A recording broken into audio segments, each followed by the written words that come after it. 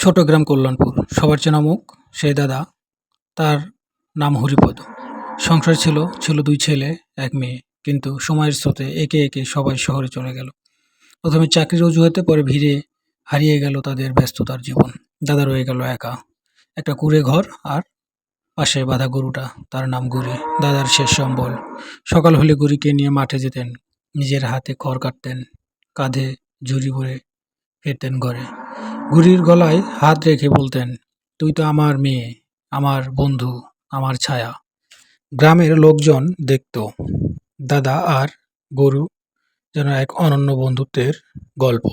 একদিন প্রচণ্ড জ্বরে দাদা পড়ে থাকলেন। খবর যায়নি ছেলে মেয়েদের কাছে, কেউ আসেনি। তবে গুরি এলো। গরুটা সারা রাত দাদার দরজার পাশে বসে রইল।